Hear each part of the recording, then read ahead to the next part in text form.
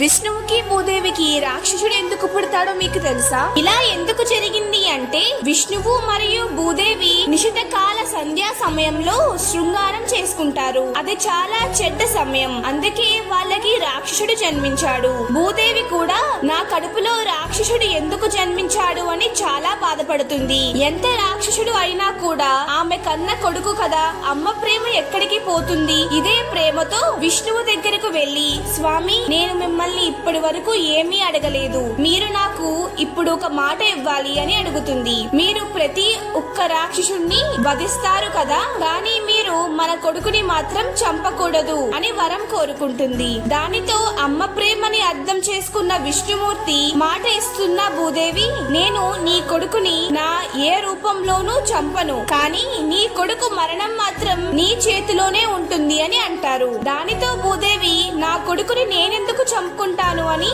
ఎంతో సంతోషంగా వెళ్ళిపోతుంది. భూదేవి తన కొడుకు నరకాసురుణ్ణి తన తండ్రి అయిన జనకుడి మహారాజుకి ఇచ్చి పెంచమని చెప్తుంది. జనక మహారాజు ఎంతో ప్రేమతో మంచి బుద్ధులతో పెంచుతాడు. పెరిగి పెద్దై ఎంతో మంచివాడుగా మరియు బలవంతుడుగా మారతాడు. నరకాసురుడు దేవీమాతను ఎంతో ప్రేమగా ఒక అమ్మలాగా పూజించేవాడు. అలాగే ప్రజ్యోతిష రాజ్యాన్ని మరియు ప్రజల్ని బాగా పాలించేవాడు. అలా ఎన్నో సంవత్సరాలు, ఎన్నో యుగాలు న్యాయ పాలనతో రాజ్యం పాలించేవాడు. ఇక ద్వాపర యుగం మొదలు అయింది. నరకాసురుడు తన పక్క రాజ్యమైన శోణితపురం రాజు బాణాసురుడితో స్నేహం ఏర్పడుతుంది. ఈ బాణాసురుడు అసలు మంచివాడు కాదు. ఇతనికి స్త్రీలు అంటే చాలా చులకన భావన.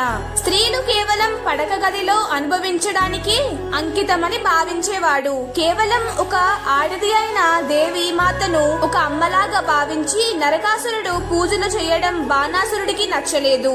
పార్ట్ 3 కావాలన్న వాళ్ళు పార్ట్ 3 అని కామెంట్ చేసి వీడియో నచ్చితే సబ్స్క్రైబ్ చేసుకోండి.